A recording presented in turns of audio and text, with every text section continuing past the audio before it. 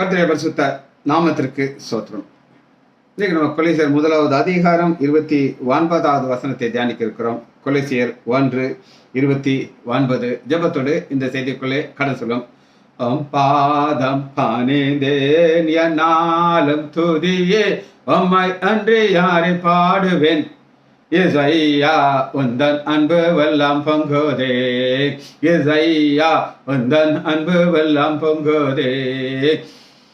நெருக்கத்திலே உம்மை அழைத்தேன், நெருங்கி உதவி எனக்கு அளித்தீர்.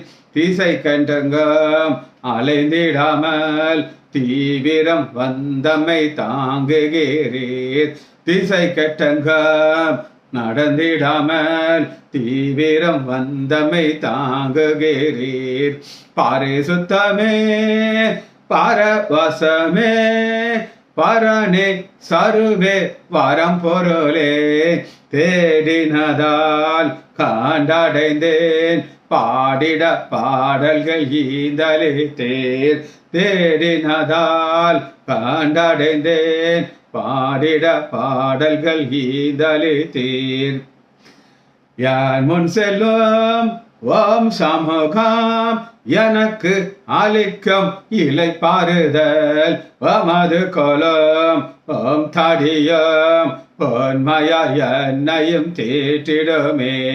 ஓமது கோலம் ஆம் தடியும் பொன்மயா என்னையும் தேற்றிடுதே. கனி செடி நீர் நிலைத்திருக்கும் கொடியாய் ஆடியேன் படர்ந்தோங்கிட. கிளை நறுக்கி கலை பிடுங்கி கர்த்தரே காத்தமை சுத்தம் செய்தீர். கிளை நறுக்கி கலை பிடுங்கி கர்த்தரே காத்தமை சுத்தம் செய்தீர். யான் இதய தெய்வமே நீர் எனது இறைவா ஆருயிரே நேசிக்கிறேன். இயேசுவேவாம் நேசமுகம் என்று காண்டிடுவேன். நேசிக்கிறேன் இயேசுவேவாம் நேசமுகம் என்று காண்டிடுவேன்.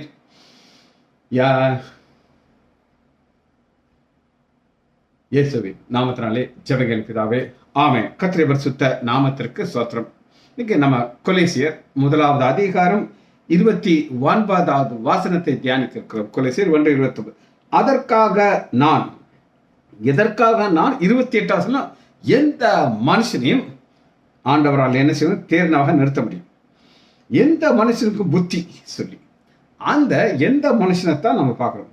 அந்தபடி நான் எனக்குள்ளே வல்லமையான கிரியனாலே நடப்பிக்கிற அவருடைய பலத்தினாலே போராடி பிரயாசம். போராடி பிரயாசப்பட்டா ஒரு பலன் கிடைக்கும். போராடி பிரயாசப்படுறோம். வெறுங்கையா போக முடியுமா? போக முடியாது. சரி, இன்னைக்கு பைபிள் இருந்து ஒரு பெண் போராடி ஒரு ஆசீர்வாதத்தை பெற்றுக்கொண்டான். எனக்குள்ளே அந்த பெண்ணுக்குள்ளே ஒரு வல்லமை கிரியை செய்து கொண்டிருக்கிறது. அந்த வல்லமையின் படி அவள் தன்னுடைய தகப்பன் இருந்து ஒரு ஆசீர்வாதத்தை பெற்றுக்கொள்கிறார். இது யார்? அத்சால்.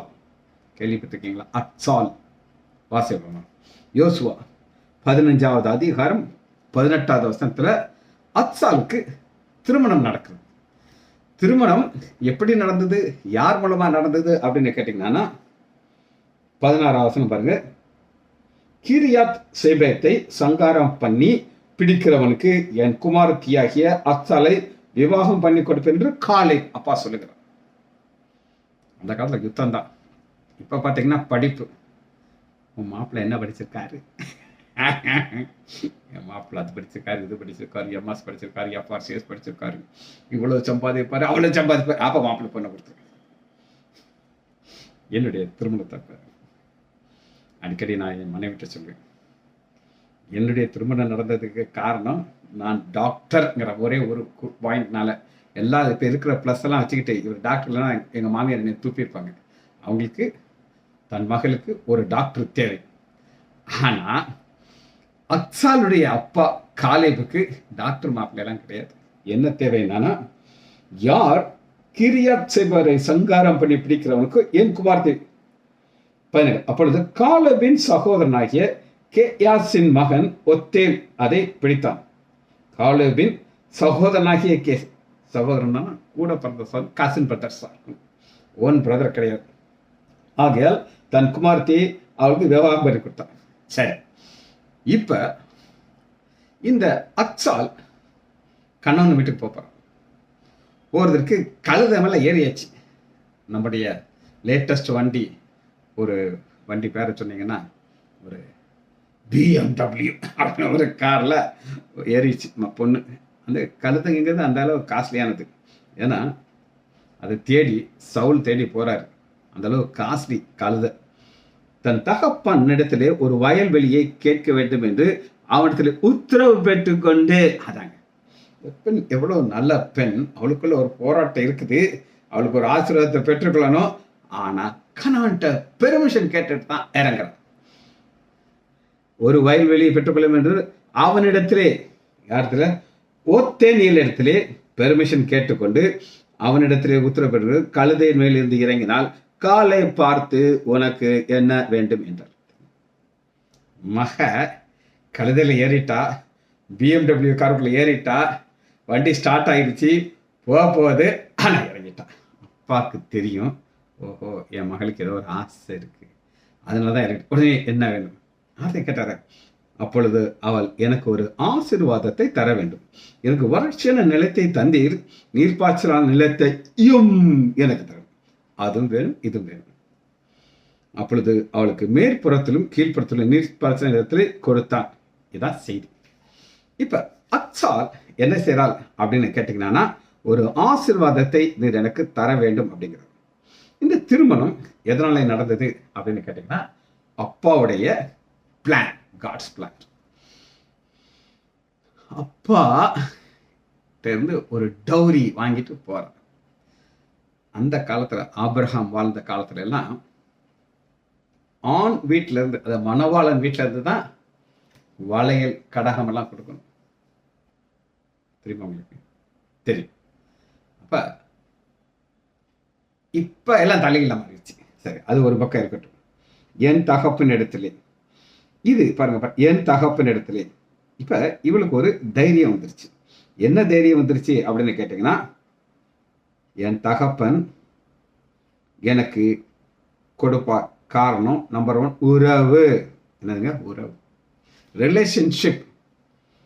எனக்கு தெரிஞ்ச ஒரு பொண்ணு, ரொம்ப க்ளோஸ் ரிலேஷன். அப்பா அம்மாவுக்கு அகெயின்ஸ்டா அவ வேற ஒரு மாப்பிள்ளைய கல்யாணம் கட்டிட்டு போயிட்டான். அந்த பையன் கிறிஸ்தவ பையன் கிடையாது. எங்க அம்மா அப்பாவுக்கு ஒத்த பொண்ணு. இப்ப கான்டாக்டே கிடையாது. அப்பாவுக்கு ஏற்பட்ட சொத்து இருக்கு, அந்த சொத்தை கேட்க தைரியம் கிடையாது. ஏன்னா அப்பாவுக்கு அகெயின்ஸ்டா போயிட்டான். ஆனா இங்க இவ என்ன செய்யறா அப்படின்னு கேட்டீங்கன்னா, நமக்குள்ளே ஒரு போராட்டத்தின்படியே போராடி நம்மகிட்ட யார்கிட்ட இருந்து வாங்க போறோம்னா, பரம தகப்பன், அப்பா பிதாவே, அன்பான தேவா, அருமை ரட்சகரே, ஆவியானவரே, அவர்கிட்ட இருந்து தான் நம்ம நிச்சயம் பெற்றுக்கொள்றோம்.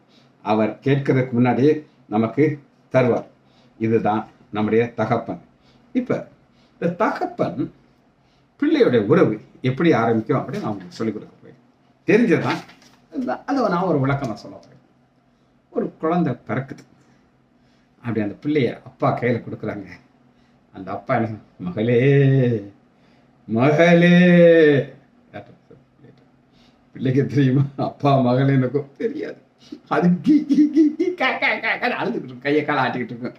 ஆனா அந்த உறவை ஆரம்பிக்கிறது தகப்பன். அம்மா கூட சொல்லியிருக்காது. அம்மா கூட வழியில் அப்படியே படுத்து கிடக்கும், டெலிவரி முடிச்சிருக்கு. இப்ப போய் அதங்க அம்மா அப்ப மகள் என்ன கூப்பிடுது. ஆனா அப்பா கையில வாங்கி தூக்கிட்டு ரசிப்பார், மகளேட்டு. இந்த உறவு ஆரம்பிக்கிறது அப்பா தான். அப்புறம் அந்த குழந்தைய தூக்கி ஊட்டும் போது அம்மா சொல்லு, அப்பா பாரு, அப்பா பாரு, அப்பாட்ட பேசு, அப்பாட்ட பேசு. அந்த பிள்ளை அப்பா தூக்கின உடனே அப்பா அப்படின்னு, அப்பா அந்த தகப்பட்டு இருதயம் அப்படியே பொங்கும். அப்ப இன்னைக்கு இதுதான் ஃபேக்ட். அப்ப அக்சால் அப்பாட்ட போறான்னா, அந்த அக்சால் அப்பா அப்படின்னு கூப்பிடுறதுக்கு முன்னாடியே யோசுவா, மகளே அக்சால் அப்படின்னு சொல்லி 1000 முறை சொல்லியிருப்பார். இப்ப இங்க சட்ட பிரமாணம் அப்படின்னு ஒன்று இருக்குதுங்க. இளையகுமார் நான் எடுத்துக்கணும், அவனுக்கு உரிமை இருந்துச்சு, எனக்கு சேர வேண்டியது எனக்கு பிரித்து கொடுப்பான்ட்டு. இங்கே அன்னைக்கு இருந்த பிரமாணம் என்ன அப்படின்னு கேட்டிங்கன்னா, தகப்பன் இறந்ததுக்கு அப்புறம் தான் சொத்து போகும். ஆனால் அவன் சொல்கிறான், அன்னை எப்போ சாவான், திண்ணை எப்போ காலியாகும், எனக்கு வேணுங்கிறத கொடுத்துருக்கேன், நான் போகிறேன் அப்படின்ட்டு. அப்போ அந்த இளையகுமாரன் ஒரு ஆண் பிள்ளையா இருக்கிறதுனால உரிமையோடு அதை வாங்கிட்டு போயிட்டான். இந்த உரிமை எப்படி வந்தது நமக்கு அப்படின்னு கேட்டிங்கன்னா, யோவான் 1 அதிகாரம் 12வது வசனத்தை எடுத்து பார்த்தீங்கன்னா, யோவான் 1:12 இதுதான் உறவு எப்படி வந்துச்சுன்னு காட்டுறேன். அவருடைய நாமத்தின் மேல் விசுவாசம் உள்ள வரை அவரை ஏற்றுக்கொண்டவர்கள் எத்தனை பேர்களோ அத்தனை பேர்களும் அவருடைய பிள்ளையாகும்படி அதிகாரம் கொடுத்தார். பிள்ளைகள் தேவனுடைய பிள்ளையாகும்படி அதிகாரம். தேவனுடைய பிள்ளையாக நம்மளை மாற்றிட்டாரு. தேவனுடைய பிள்ளைய அப்பா பார்த்து எப்படி சொல்றோம்? அப்பா பிதாவே அன்பான தேவா, அன்பான தேவன் ஐயா நீங்க எனக்கு எனக்கு உன் மேல விசுவாசம் வந்துருச்சு, நான் ஏற்றுக்கொண்டுட்டு நான் தேவனுடைய பிள்ளையாக மாறிட்டேன். அப்ப எனக்கு என்ன இருக்குது? ஒரு உரிமை இருக்குது. சரி, இன்னைக்கு நம்மளுடைய வாழ்க்கையில எப்படி நம்முடைய வாழ்க்கையில நினைக்கிறேன் ஒரு நாளும் ஆரம்பிக்கிறோம். தாவீதுக்கு ஒரு ஆசை. அது என்ன ஆசை அப்படின்னு நான் உங்களுக்கு சொல்றேன். எடுத்துக்கலாமா? சங்கீதம் 17வது அதிகாரம் 15. தாவீதுடைய ஆசை என்னன்னு பார்க்கணும். 17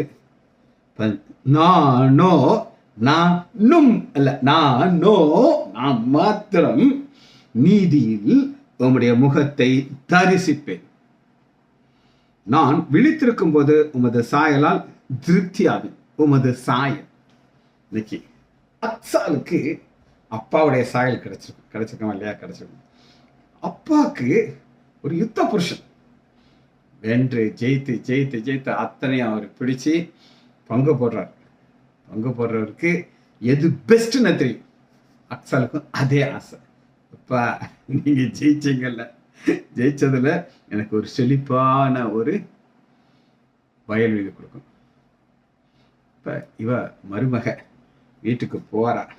வீட்டுக்கு போகும்போது அவங்க கேட்பாங்க, என்னம்மா மருமகளே உனக்கு என்ன கிடைச்சிச்சு உங்க அப்பா கொடுத்தாரு அப்படின்னு கேட்டீங்கன்னா, நீர்ப்பாய்ச்சலான நிலத்தை எனக்கு தந்தார் அப்படின்னு சொல்லணும். எனக்கு என்ன கொடுக்கூடாது? வறட்சியான நிலத்தை நீங்க எனக்கு கொடுத்தீங்க. இன்னும் அதுவும் வேணும்.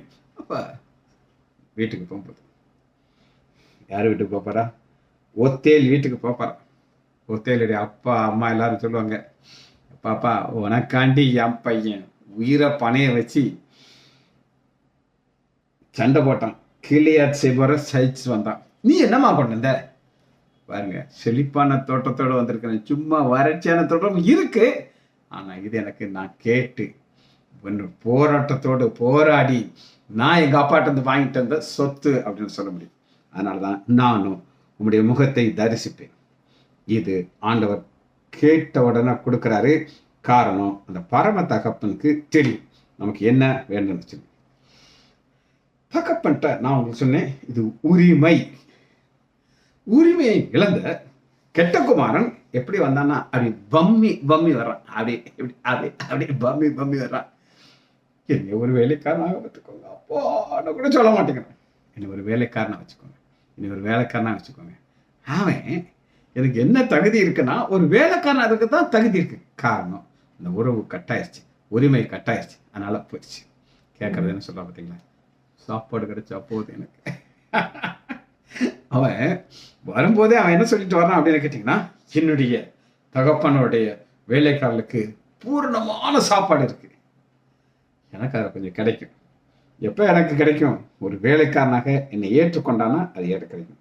ஆனால் பயத்தோடு வருகிற ஒரு வேலைக்காரனோட அல்ல, என்னுடைய தகப்பன் எனக்கு உறுதி கொடுத்துருக்கிறார். இந்த வேலைக்காரனுடைய சாப்பாடு இது முக்கியம் கிடையாது, உறவுங்கிறது முக்கியம். சரி, ஒரு வசனத்தை நம்ம பார்க்க போயிருக்கோம். யோவான் 16வது அதிகாரம் 24வது வசனம். யோவான் 16:24. நம்முடைய ஆண்டவராகிய இயேசு கிறிஸ்து சீஷர்களை பார்த்து ஒரு வார்த்தையை சொல்லுகிறார். என்ன சொல்லுகிறார் அப்படின்னு கேட்டீங்கன்னா, அந்நாளிலே நீங்கள் என்னிடத்திலே ஒன்றும் கேட்க மாட்டீர்கள், மெய்யாகவே மெய்யாகவே நான் உங்களுக்கு சொல்கிறேன், நீங்கள் என் நாமத்தினாலே பிதாவை கேட்டுக்கொள்கிறதோ அதை அவர் உங்களுக்கு கொடுப்பார். பிதா கொடுப்பார். இங்க நம்ம பார்க்கிறோம், யோசுவாங்கிற பிதா அக்சாலுங்கிற மகளுக்கு கொடுக்கிறார். ஆண்டவர் அர்த்தம் சொல்றாரு, என் நாமத்தினாலே அவரை ஏற்றுக்கொண்டவர்கள் எத்தனை பேர்களோ அத்தனை பேர்களும் அவருடைய பிள்ளைகளாம் மாதிரி அதிகாரம் கொடுத்திருக்கிறார். அந்த அதிகாரத்தை நம்ம கேட்கணும். அக்சால் கேட்டா, தகப்பனாகிய யோசுவா கொடுத்தார், நம்முடைய பரமபிதா கொடுப்பார். எப்படி கொடுப்பார் அப்படின்னு கேட்டீங்கன்னா, உறுதியாக கொடுப்பார். இது யாருக்கு மட்டும் சொல்லுங்க? கூட இருந்த சீஷருக்கு மட்டும். மலை பிரசங்கத்துல திரளான ஜனங்கள் இருக்காங்க, அவங்கள பார்க்கிறாரு, பேசுறது சீஷர்கிட்ட பேசுறாரு. ஏன்னா அந்த மலை பிரசங்கங்கிற ஒரு கண்டிஷன், வாக்கியங்கிறது எல்லாராலையும் முடியாது. அதனாலதான் சீஷர்களை பார்த்து பேசுறாரு. இப்ப சீஷர்கள்ட்ட தான் என்ன சொல்கிறாரு? என் நாமத்தினாலே நீங்கள் எதை கேட்டாலும் பிதா அதை கொடுப்பார், நிச்சயமா கொடுப்பார். சரி, இன்னைக்கு பல விசுவாசிகள் என்ன செய்வாங்க அப்படின்னு நீங்க கேட்டீங்கன்னா, பிரதர் எனக்காக ஜெபம் பண்ணுங்க. பல வருஷத்துக்கு முன்னாடி பிரதர் ஆலன் பா விருதுநகர்ல இருந்தார், இப்ப சென்னையில செட்டில் ஆயிட்டு. ஒரு தடவை எங்களோட பேசிட்டு இருக்கார். அப்ப ஒரு சம்பவத்தை சொல்றார். ஒருத்தர் 50 ரூபாய் மணி ஆர்டர் அனுப்பிச்சிட்டார், எம்மோ அனுப்பிட்டு குறிப்பு, இந்த குறிப்புக்காக பிரதர் நீங்க 3 நாள் உபவாசம் இருந்து ஜெபம் பண்ணணும். பாஸ்டர், ஊழியக்காரர், தண்ணி குடிக்க கூடாது, சாப்பிடக்கூடாது, ஆண்டோடைய சமூகத்துக்கு ஜெபிச்சுக்கிட்டே இருக்கணும். அதுக்கு ரேட்டை ஃபிக்ஸ் பண்ணியாச்சு, 50 ரூபாய் எமோ. ஆனா இப்ப இன்னும் கொஞ்சம் சயின்ஸ் டெவலப் ஆகி ஜிபே 500 ரூபாய் அனுப்பி, இப்போ 50 ரூபாய் கிடையாது, அனுப்புறேன். பிரதர் நீங்க தண்ணி குடிக்க கூடாது, ஜெபிக்கணும். நான் ஜெபம் பண்ண மாட்டேன், எனக்கு ஆண்டவருக்குள்ள தொடர்பெல்லாம் கிடையாது, அது நீங்க தான் அதை செய்யணும். இந்த உறவு அக்சால் ஜிபேயும் கிடையாது, ஒன்றும் கிடையாது. அந்த அம்மாவே பேசுது. சரி, உரிமையோடு பேசுறது குறித்து ஒரு வசனத்தை நம்மளுக்கு காட்டப்படுகிறது. ஆதியாகமம் 18வது அதிகாரம் 27வது வசனம். ஆதியாகமம் 18:27. ஆபிரகாம் தேவன்கிட்ட பேசுகிறார். பேசுறதுக்கு முன்னாடி எப்படி பேசுகிறார் அப்படின்னு கேட்டீங்கன்னா, அப்பொழுது ஆபிரகாம் பிரதியுத்தரமாக, இதோ தூளும் சாம்பலுமா இருக்கிற அடியன் ஆண்டவரோடு பேச துணிந்தேன். பேச துணிந்தேன். பாருங்க 22வது. ஆபிரகாமும் பின்னும் கர்த்தருக்கு முன்பாக நின்று கொண்டிருந்தான். நிற்கிறான், பேசுறான். அவன் யாருக்கும் காசு அனுப்ப முடியாது, டைரக்டா ஆண்டவர்கிட்ட பேசுறாரு. பேசுறதுக்கு காரணம் என்னன்னா, ஒரு உரிமை சிலாக்கியம். சரி, 2வது குறிப்பை நான் உங்களுக்கு சொல்ல போகிறேன்.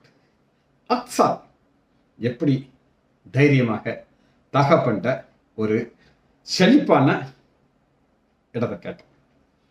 யோவான் 16வது அதிகாரம் 24வது வசனம். யோவான் 16:24. இதுவரைக்கும் நீங்கள் என் நாமத்தினாலே ஒன்றும் கேட்கவில்லை, கேளுங்கள், அப்பொழுது உங்கள் சந்தோஷம் நிறைவாயிருக்கும்படி. கேளுங்கள், உங்கள் சந்தோஷம். கேட்கிறவங்களுடைய சந்தோஷம். அக்சால் கேட்டா, அப்பா கொடுத்தாரு, ஹாப்பியா போயிட்டார். உங்கள் சந்தோஷம். இன்னைக்கு நம்முடைய சந்தோஷங்கிற ஒரு என்ன இருக்கு அப்படின்னு கேட்டீங்கன்னா, என்னுடைய தகப்பன் எனக்கு கொடுப்பார், 100% கொடுப்பார். கொடுப்பார்கிற நிச்சயம் இருந்தா தான் முடியும். நான் பல முறை நான் உங்களுக்கு சொல்லியிருக்கிறேன், நான் கேட்காமலே எங்க அம்மா என் பள்ளி சொத்து வாங்கி கொடுப்பேன். கேட்காமலே. காரணம் என்ன? உறவு. நானும் எங்க அம்மா ஒரு ஃப்ரெண்ட், நாங்க ரெண்டும் பேசிக்கிட்டே இருக்கோம். என்னை நீங்க பார்த்தவங்களுக்கு எங்க அம்மாவை பார்த்தீங்கன்னா, எனக்கு எங்க அம்மாவுடைய முகச்சாடை இருந்திருக்கு. எங்க அம்மாவுடைய எங்க அம்மா என்னை விட எங்க அம்மா பயங்கர அழகுன்னா அப்படி ஒரு அழகு எங்க அம்மா. அது எனக்கு கொஞ்சம் கிடைச்சிச்சு. அதனால எங்க அம்மா என்னைய பார்த்துக்கிட்டு, இது என் பையன்ல, இவன் கேட்காமலே நான் எனக்கு கொடுப்பேன் அப்படின்னு சொல்லி எங்க அம்மா ஏகப்பட்ட சொத்து என் பேர்ல வாங்கி கொடுத்தாங்க. தம்பி சொன்னார், இல்லை எனக்கு தெரியாது. இது என்னன்னா, இது வளர்ச்சியின் அடையாளம். வளர்ச்சியின் அடையாளம். என்னைய என் ஆண்டவர் ஆசீர்வதித்து உயர்த்தினார். அதற்கு காரணம் என்ன கேட்டீங்கன்னா, அக்சால் ஒரு நமக்கு அடையாளமா இருக்கிறாங்க. இன்னைக்கு ஆண்டவர்கிட்ட கேட்கறதுக்கு நம்ம தைரியம் இருக்கணும், ஒரு உறவு இருக்கணும், உரிமை இருக்கணும். அந்த நேரத்தில் நம்ம கேட்கணும். கேட்கும்போது அவர் நமக்கு கொடுப்பாரா? எஸ், கொடுப்பார். சரி, இன்னொரு சம்பவத்தை நான் உங்களுக்கு காட்ட போகிறேன். மத்தி 15வது அதிகாரத்துக்குள்ள வருவோம். கானானிய ஸ்ரீ. மத்தேயு 15:23. நம்ம எல்லாருக்கும் தெரிஞ்சு கானான் ஸ்ரீ. கானானி ஸ்திரீ என்ன செய்கிறாள் அப்படின்னு நீங்க கேட்டீங்கன்னா, அப்பொழுது அந்த ஸ்திரீ 22வது வசனம், மத்தேயு 15:22. அப்பொழுது அந்த திசையிலே குடியிருக்கிற கானானிய ஸ்திரீ ஒருத்தி அடுத்து வந்து, ஆண்டவரே, தாவீதின் குமாரனே, எனக்கு இரங்கும், எனக்கு என் மகள் பிசாசினாலே வேதப்பட்டிருக்கு. தாவீதின் குமாரனே, இவளுக்கு உரிமை இருக்கா? இல்ல, இவ கானானிய ஸ்திரீ. Wrong address. நான் தைரியமாக டாக்டர் லைசாண்டருடைய மகன் சொல்ல முடியும். எங்க வீட்டில் 5 பேருக்கு மாத்திரம் அந்த உரிமை இருக்கு. அண்ணன், நான், என் தம்பி, 2 தங்கச்சி மாதிரி. வேற எல்லாரும் எப்படி எங்க அப்பாவை கூப்பிடலாம் அப்படின்னா டாக்டர்னு கூப்பிடலாம், ஐயா அப்படின்னு கூப்பிடலாம், சின்ன பசங்க தாத்தான்னு கூப்பிடலாம். ஆனா அப்பா அப்படின்னு கூப்பிடுற உரிமை 5 பேர் தான். இன்னைக்கு நாங்கள் 5 பேர் இருக்கோம். அப்பா இல்லை, எங்க அப்பா இருந்தால் நாங்கள் எல்லாரும் அப்பாட்ட பேசணும். இந்த வீட்டுக்கு பார்த்தீங்களா, நம்பர் 2 கஸ்தூரி ரோடு. இந்த ஒரு வீடை மட்டும் எங்கள் அப்பா என்ன சொல்லுவார் அப்படின்னு கேட்டிங்கன்னா, இதை யாருக்கு நான் எழுதி கொடுக்க மாட்டேன். எல்லா சொத்தும் நாங்கள் பிறக்கும் போதே எங்கள் அப்பா யார் பேர்லேயும் வாங்கிடுவார். டக்கு டக்குன்னு அவங்க பேர் டக்கு டக்குன்னு வாங்கிட்டு இருப்பார். ஆனால் இந்த ஒரு வீடை மட்டும் எழுதி கொடுக்க மாட்டேன். அதுக்கு காரணம் என்ன நான் உங்களுக்கு சொல்கிறேன். நாகர்கோயிலில் ஒரு டாக்டர் மத்தியாஸ் அப்படின்னு ஒருத்தர். அவர் யாருன்னா எங்கள் அப்பாவுடைய சீனியர். அவருடைய பிள்ளைகளும் எங்கள் அப்பாவும் ஒரே இடத்துல வளர்ந்தாங்க. அந்த மத்தியாசம் எங்களுக்கு ரொம்ப கிட்டத்தை சொந்தம். அவருக்கு வயசாயிடுச்சு. அவர் இன்கம் டாக்ஸுக்கு பயந்து அவர் இருந்த வீடை 3வது பையன் பேரில் எழுதி கொடுத்துட்டார். 3வது மகன் பேரில் எழுதி கொடுத்துட்டார். அவருக்கு பெரிய ஒரு எஸ்டேட். அந்த எஸ்டேட்லேருந்து சாத்துக்குடி வரும், பெரிய எஸ்டேட். ஒரு தடவை என்னாச்சு, அவர் மனைவிக்கு வர வேண்டிய சாத்துக்குடி ஷேர் வரல. அதனால் 3வது மகன், அவரும் பெரிய டாக்டர், சண்டை போடுறாரு. ஏன் பொண்டாட்டிக்கு மட்டும் வரல கத்திருக்காரு. அவங்க அப்பா அதை கேட்டுட்டு, டே என்னடா பிச்சைக்காரமாக இருக்கார், வெளியே போடா, வீட்டை விட்டு போடா அப்படின்னா கத்திக்கிட்டு கிடக்குறாரு. அவர் உடனே என்ன சொல்லிட்டாரு, எப்பா நீங்கள் தான் அப்போ இந்த வீட்டை விட்டு போகணும், ஏன்னா அந்த வீடு என் பேரில் அந்த வீடு இருக்குது, நீங்கள் தான் வீட்டை விட்டு போகணுங்கிற ஒரு வார்த்தையை ஆயிலந்து விட்டார். அவர் ரிட்டையர்ட் ஆகிட்டாரு. ஹாஸ்பிட்டல் எல்லாமே பசங்க பார்த்துக்கிட்டு இருக்காங்க. இவர் ரிட்டையர்ட் ஆகி வீட்டில் மனைவியோட இருக்காரு. சுருணும் கோவம் வந்துருச்சு. எப்படி வந்து சுருணும் கோவம் வந்த உடனே மனைவிட்ட சொல்லியிருக்காரு, நான் வீட்டை விட்ட போகிறேன், நீயும் வரையாங்க. அந்த அம்மாட்ட முன்னாடி என்ன சொல்லியிருக்காரு, நீயும் உன்னுடைய ஷேரை எழுதி கொடு அப்படின்ட்டு.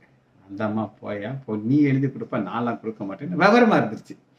இப்போ இவர் என்ன ஆயிடுச்சு, அவருடைய சூட்கேஸை தூக்கிட்டு அந்த ஊரில் சுசிலா அந்த வீட்டுக்கு போய் தங்கிக்கிட்டார். பிறகு எல்லாரும் வந்து கேட்குறாங்க, அப்பா நாங்கள் தெரியாமல் சொல்லிட்டோம், நீங்கள் வந்துருங்கப்பா வீட்டுக்கு, கோச்சிட்டு போகக்கூடாது பண்ண. டேய் நீ என்னடா சொன்ன, இது என் வீடு, என்னைய வெளியே போன சொன்னேன் இல்லைடா, நான் வரமாட்டேன்.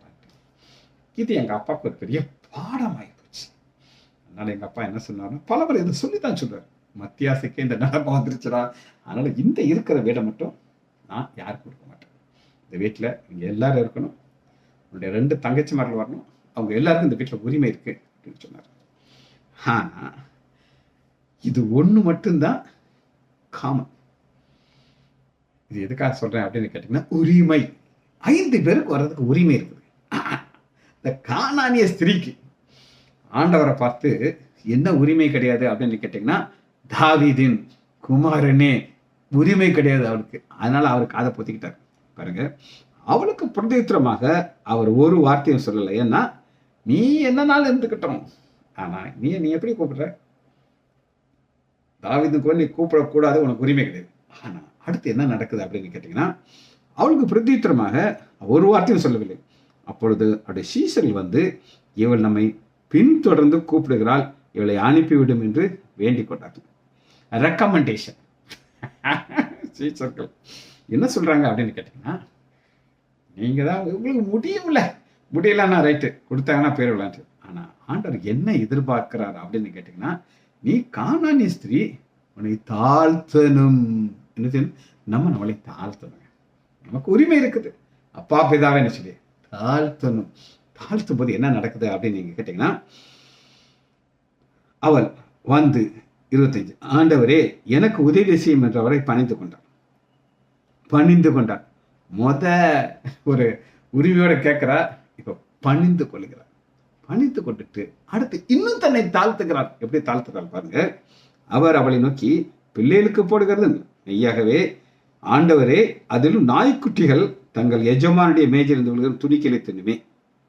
அப்ப நாங்க நாய்க்குட்டி, உரிமை கிடையாது, மன்னிச்சுக்கோங்க, தாவீது குமாரனே சொன்னதுக்கு மன்னிச்சுக்கோங்கன்னு சொல்லிட்டு தன்னை தாழ்த்துகிறார். வேறு என்ன ஒரு பெரிய ஆச்சரியம்னா, யார் கொஞ்சம் சோகமாயிருவாங்க அப்படின்னு கேட்டீங்கன்னா, சீசர்கள். எந்தெந்த சீசர்கள் பேரெல்லாம் இல்லைங்க, நமக்கு தெரியும். பேரு தான் சொல்லியிருப்பார். ஏன்னா அவர் தான் முத்திரி கொட்டை. அவர் என்ன சொல்லியிருப்பார் அப்படின்னு கேட்டீங்கன்னா, ஆண்டவரே அவருடைய சீஷர்கள் வந்து இவள் நம்மளை பின்தொடர்ந்து கூப்பிடுகிறாளே, அனுப்பிவிடும். இப்ப இவங்க சொன்னப்ப ஆண்டவர் அதுக்கு பதில், உங்கள் சந்தோஷம் நிறைவாறதற்கு உங்களை தாழ்த்தணும், பணிந்து கொள்ளணும். அப்ப என்ன செய்யறாருன்னா, உன் விசுவாசத்தின்படி கடவுள். இப்ப இது நம்ம என்ன கற்றுக்கொள்கிறோம்? நம்மளை தாழ்த்தணும். தாழ்த்தி தான் என்ன செய்யணும்? ஆசீர்வாதத்தை பெற்றுக்கொள்ளணும். சரி, ஆண்டவர் நம்முடைய ஆண்டவர் கொடுக்கிற ஆண்டவர். என்ன ஆண்டவர்? கொடுக்கிற ஆண்டவர். அவர் எப்படி கொடுக்கிறார்? யாருக்கு கொடுக்கிறார்? எல்லாருக்கும் கொடுக்கிறாரா? எஸ், சந்தேகம் இல்லை. வாசிப்போமா? சங்கீதம் 104வது அதிகாரம். யாருக்கு கொடுக்கிறார்? எல்லாருக்கும். சங்கீதம் 104வது அதிகாரம் 28வது வசனம். 104:28. நீ 27, ஏற்ற வேளையிலே ஆகாரத்தை தருவேன் என்று அவைகள் எல்லாம் உம்மை நோக்கி காத்து. ஏற்ற வேலை, என்ன அருமையான வசனம். ஏற்ற வேலை. இப்ப ஆண்டவருக்கு தெரியும், ஒரு திமிங்கலம் இருக்கு ஐயா, அது என்ன சைஸ்ல இருக்கும், அதுக்கு எவ்வளவு பெரிய வயிறு இருக்கும், அதுக்கு பசி வந்துருச்சுன்னு ஆண்டவருக்கு தெரியும். உடனே இந்த ஏற்ற வேலையில் என்ன செய்யறாரு அப்படின்னா, இந்த திமிங்கலம் வாய் அப்படி ஆன திறக்கும். திறந்தா அதுக்குள்ள அத்தனை மீன்களும் பொத்து பொத்து பொத்து பொத்து. நீங்க எப்படி பார்த்தீங்கன்னா, இந்த பிபிசியில் காட்டுறாங்க, இந்த சேனல்ல, என்ன அருமையாக அந்த ஷார்க்கு திமிங்கலம் அப்படி வாயை திறக்க அது ஒண்ணுமே செய்ய மாட்டேங்குது, பொத்து பொத்து பொத்து பொத்துன்னு விழுகுது. அப்புறம் அப்படி வாயை மூடிட்டு அந்த தண்ணியெல்லாம் சொர்ன்னு அடிக்கிறது மேலே போகிறதுக்கு. ஏற்ற காலத்திலே ஆகாரத்தை தருவீர்கள், அவைகளெல்லாம் உண்மை நோக்கி காத்து. அது ஜெபம் பண்ணாது, அப்பா பிதாவை கூப்பிடாது, ஆனா அதுக்கு அவர் போஷிக்கிறார் பாருங்க. 20 நீர் கொடுக்க, ஆகாரத்தை கொடுக்கிறார். எல்லாருக்கும் ஒரே மாதிரி ஆகாரமா கேட்டீங்கன்னா நோ. ஒரு சம்பவம், சாட்சி, அதை மட்டும் நான் சொல்லிடுறேன், ஏன்னா இது இதோட கனெக்ட் ஆகி வருது. இந்த சாட்சி சொன்னது பிரதர் ஆபிரகாம் ராஜா பாண்டியன். இப்போ அவர் பரலோகத்தில் பிதாவுடைய மடியில் இருக்கார். ஒரு அருமையான அருமையான அருமையான ஊழியக்காரர். ஒரு ஆல் நைட் ப்ரேயர் கண்டக்ட் பண்ணுறார். ஆல் நைட் ப்ரேயர் ஒரு தடவை ராமேஸ்வரத்தில் ஆல் நைட் ப்ரேயர் நடப்பார். அவருடைய பிரின்சிபல் என்ன அப்படின்னு கேட்டிங்கன்னா, விசுவாசிகள் மட்டும்தான் அந்த மீட்டிங்கை நடத்தணும், அவிசுவாசிகள்கிட்ட போய் கை நீட்டக்கூடாது. ஏன்னா அவங்க பணம் எப்படி சம்பாதிச்சாங்கன்னு தெரியாது. விசுவாசிகள்கிட்ட மட்டும் போகணும். அந்த விசுவாசிகள் கொடுக்கறதா சரி, அவங்க தான் ஆகாரம் கொடுக்கணும். 3 நாள் மீட்டிங் அவங்க தான் கொடுக்கணும். கடைசி நாள் ஒரு ஃபாஸ்டிங் ப்ரேயர் வைப்பார். இந்த ஃபாஸ்டிங் ப்ரேயர் முடித்த பிறகு ஒரு சூப்பர் சாப்பாடு கொடுக்கணும், பெஸ்ட் ஃபுட். இவர் அந்த மீன் ஃபிஷர்மேன்ஸ் அவங்க தான் ஃபுல்லாக சப்போர்ட் பண்ணுறாங்க. அவங்கள்ட்ட சொல்கிறாரு, நீங்கள்லாம் அந்த முள்ளு மீன் சாப்பிட்டு சால மீன்லாம் சாப்பிட்டு பழையிருக்கீங்க, ஆனால் எங்கள் மக்களுக்கு துண்டு மீன் தான் வேணும், நெய் மீன், பாறை, இந்த மாதிரி மீன் தான் எங்களுக்கு வேணும், ஏன்னா நாங்கள் இதெல்லாம் எங்களால் சாப்பிட முடியாது அப்படின்ட்டு. இப்போ அந்த விசுவாசிகள் சொல்கிறாங்க, ஐயா இந்த சீசன் துண்டு மீன் கிடைக்கிற சீசன் கிடையாது, முள்ளு மீன் தான் கிடைக்கும், அதில் எவ்வளோ நாள் நாங்கள் கொடுக்குறோம். சொல்ற, என்னையா நீ பேசுகிற, போ ஜெபம், ஆண்டவர் நமக்கு துண்டு மீன் கொடுப்பார் அப்படின்னு சொல்லி இவங்களும் போய் முழங்கால் போட்டு ஜெபம் பண்ணுறாங்க. ஒரு அதிசயத்தை ஆண்டவர் நடத்தி காட்டினார். இப்போ இன்னைக்கு ஃபாஸ்டிங் ப்ரேயர் இன்னைக்கு ஆரம்பிச்சு காலையில் இவங்க விசுவாசி போட்டில் போயிருக்காங்க. போய் வலைய போட்டானா ஒரு 45 கிலோ வெயிட் உள்ள ஒரு பெரிய பாறை மீன், 45 கிலோ வெயிட். அந்த அவசரமாக கொண்டது ஒரு ட்ரை சைக்கிளில் போட்டு அந்த மீனை போட்டு நேராக கிச்சனுக்கு வருது. சாட்சி சொல்கிறாங்க, ஐயா நீங்கள் சொன்னது கரெக்டு தாங்க. 45 கிலோ என்னுடைய வாழ்க்கையில் நாங்கள் இது கூட பெரிய மீனை நாங்கள் பார்த்தது. அப்படி ஒரு மீன் ஆண்டவர் எங்க வலையில் உழ வச்சு நம்ம பிள்ளைகளுக்கு ஆகாரம், ஏற்ற காலத்தில் ஆகாரம் பாருங்க, ஏற்ற காலத்தில் ஆகாரத்தை கொடுப்பார். என்ன ஆகாரத்தை கொடுப்பார்? அவருடைய பிள்ளைகளுக்கு துண்டு மீனை கொடுப்பார். ஒரு ஆபிரகாம் ராஜபட்டியல் சொல்றாரு, மீனை கட் பண்ணி ஃப்ரை பண்ணி வந்துகிட்டே இருக்கு. அதாவது அன்லிமிட்டடா வருது வருது. எங்க விசுவாசிகள்லாம் சாப்பிட்டு சாப்பிட்டு டயர்ட் ஆயிட்டாங்க. அந்த அளவுக்கு சாப்பாடு வந்துகிட்டே இருக்கு. இவரு அதை குறித்து தியானிச்சுட்டு என் கிட்ட சொல்றாரு, இந்த மீன் ஒரு காலத்துல முட்டுக்கோண்டு சின்ன பாறை மீனா இருக்கும். இது என்ன நினைச்சுன்னா, இதை விட குட்டி மீனா ஒன்று தின்னு கொஞ்சம் பெருசாயிடுச்சு. அப்புறம் என்ன செஞ்சிச்சு, கொஞ்சம் வளர்ந்துச்சா இன்னும் கொஞ்சம் பெரிய மீனை திங்குது, இன்னும் கொஞ்சம் பெரிய மீனை திங்குது. ஆனா நம்முடைய ஆண்டவர் இந்த பாறை மீன் அப்படியே பிள்ளைகளுக்கு வச்சிருக்காரு. இது எந்த மீனுமே சாப்பிடாம அதை பாதுகாத்துட்டு வர்றாரு. ஏதாவது ஒரு மீன் திங்க வந்துச்சுன்னா விரட்டி விட்டு பார்ப்பாங்க. அப்புறம் வளர்ந்து வளர்ந்து வளர்ந்து 45 கிலோக்கு நல்லா கொளுத்து போற அளவு காத்துட்டாரு. இப்ப ஏற்ற வேலை, என் பிள்ளைகள்லாம் சாப்பாட்டுக்கு வெயிட் பண்ணிட்டு இருக்காங்க. அந்த வேலையில நீர் கொடுக்கிறார். அவர்கள் வாங்கி உம்முடைய கையினாலே திறக்க அவைகள் நன்மையினாலே திருப்தியாகும். 20 நன்மை. இந்த நன்மை யாரால கொடுக்க முடியும்? ஆண்டவரால் மாத்திரம் கொடுக்க முடியும். அதை கொடுத்தாரா அந்த மக்கள் எல்லாம் அப்படி சந்தோஷமா என்ன செஞ்சாங்க, சாப்பிட்டாங்க. இது சீசனா? சீசன் கிடையாது, ஆனா ஆண்டவரால அதை கொடுக்க முடியும். சரி, அடுத்து கடைசியாக ஒரு காரியத்தை பார்த்து நம்ம முடிக்க போகிறோம். அது என்னன்னா தைரியம். உரிமை சொன்னேன் உங்களுக்கு, உறவு சொன்னேன். உரிமை என்ன உரிமை? தகப்பன் பார்த்த மாப்பிள்ளைய நான் கட்டினேன், அவர் சொன்ன வார்த்தை நான் கிள்ள கட்டினேன். அந்த உரிமை. அதனால என்னுடைய டிசிஷன் எதுவுமே இங்க கிடையாது. அடுத்து ஒரு உறவு, அப்பாவுக்கும் மகளுக்கும் உள்ள உறவு. அப்பாவுடைய இருதயத்தை சந்தோஷப்படுத்துறேன். இப்ப எங்க அப்பா என் இருதயத்தை சந்தோஷப்படுத்துவார்? அதாவது கல்வி இருந்து கீழே இறங்கிட்டார். தைரியம். இதற்கு காரணம் என்ன அப்படின்னு கேட்டீங்கன்னா, இது கணவனை அவள் தெரிந்து கொள்ளவில்லை. என்னுடைய மகள் கீனா திவ்யாவுக்கு திருமணம் நடத்துறதுக்கு நாங்கள் பிளான் பண்ணிட்டு இருந்தோம். அப்போ உனக்கு என்ன மாதிரி மாப்பிள்ளை வேணும் அப்படின்னு நான் கேட்டேன். அவன் என்ன சொன்னா அப்படின்னு கேட்டீங்கன்னா, எப்பா நீங்கள் யார்தான் பாருங்க, முதல் உங்களுக்கு பிடிச்சிருக்கும், எங்கள் பெரியப்பாவுக்கு பிடிச்சிருக்கும், எங்கள் அண்ணனுக்கு, சித்தப்பாவுக்கு பிடிச்சிருக்கும், 3 அப்பா அம்மார்களுக்கு பிடிச்சா யாருனாலும் கிடைக்கும். அப்புறம் ஒரு பெண் குறிப்பை ஒன்று சொன்னா, அப்பா கேரளாவில் மட்டும் வேண்டாம்ப்பா அந்த சாப்பாடு. என் மனைவி திருவனந்தபுரம், அங்கே இந்த சாப்பாடு அவருக்கு ஒத்துக்கிடாது, அது மட்டும் வேண்டாம்ப்பா அப்படின்னு சொன்னான். அந்த அது இல்லாதபடி அந்த ஒரு அருமையான மணிராஜுங்கிற ஒரு மாப்பிள்ளையை கொடுத்தாரு என் மகள். நான் பல முறை நான் உட்காந்து யோசிப்பேன். நான் கொஞ்சம் நேரம் கூட, இப்போ கொஞ்சம் கலர் கம்மியாயிடுச்சு, ஸ்விம்மிங் பூலில் குளிக்கிறதுனால கலர்லாம் போயிடுச்சு. ஒரிஜினலாக நல்லா ஃபேராக இருப்பேன் நான். என் மக கேட்குறான், ஏப்பா நீ இவ்வளோ சிவப்பா இருக்கி, எனக்கு எதுக்கு ஒரு கருப்பான மாப்பிள்ளை? இன்னும் ஒன்றுமே சொல்லுவார், ஆயவே திறக்கல. அப்பா கொடுக்குற மாப்பிள்ளை அருமையான மாப்பிள்ளை. இன்னைக்கு வேற ஆண்டவர் அதிசயத்தை செய்ததுக்கு காரணம் கீழ்ப்படிந்தார். என்னுடைய சாய்ஸ் கிடையாது, உங்கள் சாய்ஸ் அப்படின்னு சொல்கிறேன். அதனால தான் 100% ஆண்டவர் இதுதான். எஸ் டேட் என்ன சொன்னா, எஸ் டேட். எஸ் டேட் சொல்றது லேசா கஷ்டமா? இன்னைக்கு அநேக பெண்கள் அவங்களாவே ஒரு மாப்பிள்ளையை தேர்ந்து கொள்வாங்க. தகப்பனுக்கு விரோதமாக வாழ்வார்கள். ஒரு வசனத்தை வாசிச்சு இந்த செய்தியை நான் முடிக்க போயிடும். சங்கீதம் 101வது அதிகாரம் 13வது வசனம் தான் கடைசி வசனம். அக்சாலை குறித்து நம்ம பார்த்தோம். அக்சாலுக்கு ஒரு தயவு செய்யணும், அதற்கு ஏற்ற காலமும் குறித்த நேரம் வந்துருச்சு. எப்படி வந்துச்சு? வசனத்தை வாசிக்கிறேன். சங்கீதம் 101:13. தேவரீர் எழுந்தருளி. ஏன் எழுந்திருக்க? அவன் இறங்குறான். எங்க இருந்து இறங்குற? கழுதையில இறங்க. அவன் கழுதையில இருந்து இறங்கினானா நீங்க எழுந்திரிச்சிடும், போய் கேட்கணும், உனக்கு என்னமா வேணும்? சீயோனுக்கு இறங்குவீர், அக்சாலுக்கு இறங்குவீர். அப்பா உங்க மகன் இறங்குறாயா, அதுவும் கணவன் பெர்மிஷன் கேட்டுட்டு தான் இறங்குறான்.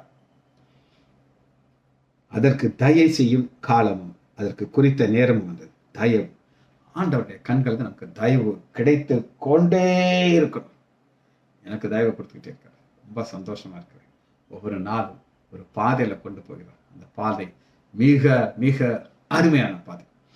நான் வாயை திறந்து எந்த கம்ப்ளைண்ட்டும் சொல்ல முடியாதபடி என்னை அருமையான பாதையில கொண்டு போயிரு. அதுக்கு ஒரே ஒரு காரணம், தைரியம். அவரை கிட்டி சேருகிற தைரியத்தை எப்படி கொடுக்குறாரு அப்படின்னு கேட்டீங்கன்னா, நம்மளுடைய பிள்ளைகள் விசுவாசம் உள்ளவர்களாகி அவரை ஏற்றுக்கொண்டவர்கள் எத்தனை பேர்களோ அத்தனை பேர்களுடைய பிள்ளையாகும். அந்த பிள்ளைக்கு தைரியம். ஆனால் அந்த பிள்ளை தேவனுடைய சித்தம், ஆண்டவர் எதற்காக என்னை தெரிந்து கொண்டார், அந்த பாதையில நான் சந்தோஷமா போகணும். அவரோட கிட்டிச்சறதுக்கு தைரிய காரணம்னா ஏற்ற காலம், தயவு செய்யும் காலமும் அதை குறித்த நேரம். இந்த நேரத்தை தகப்பன் புரிந்து கொண்டார். என் மகள் அக்சால் கழுத்தையை விட்டு இறங்குறாளா, தயவு செய்து நான் போய் கேட்பேன். ஜெபிச்சு முடிப்போமா? வசனத்தை மட்டும் வாசிச்சுட்டு இந்த செய்தியை முடிப்போம். கொலைசீர் 1 அதிகாரம் 29 வசனம். அதற்கு நான் எனக்குள்ளே வல்லமையாய் கிரியை செய்கிற பலத்தினுடைய போராடி பிரயாசம். போராட்டம் கேளுங்கள், உங்கள் நிறைவு. ஜெபிச்சு முடிப்போமா? மகா இரக்கமும் கிருபையும் உள்ள பிதாவே, துதிக்கிறோம் ஐயா. அக்சாலை குறித்து நாங்கள் தியானித்தோம் ஐயா. என்ன ஒரு அருமையான மகள், என் மகள் டீனா தேவியாயை போல யோசுவாவுக்கு அக்சால் என்ற ஒரு மகளை கொடுத்ததுக்கு நன்றி ராஜா. அந்த அக்சால் வந்து இறங்குவதற்கு முன்பே தகப்பன் கேட்கிறார், உனக்கு என்ன வேணும்? எங்களுடைய தேவைகளை அறிந்த பாரமா தகப்பன் உண்டு. அவர் மட்டும் எங்களை வழி நடத்தினதுக்கு நன்றி ராஜா. பிள்ளைகள் ஒவ்வொருவரையும் என் ஆண்டவராகிய இயேசு கிறிஸ்துவின் நாமத்தினாலே ஆசீர்வதிக்கிறேன். இயேசுவின் நாமத்தில் ஜெபங்களை பிதாவே. ஆமேன், ஆமேன், ஆமேன்.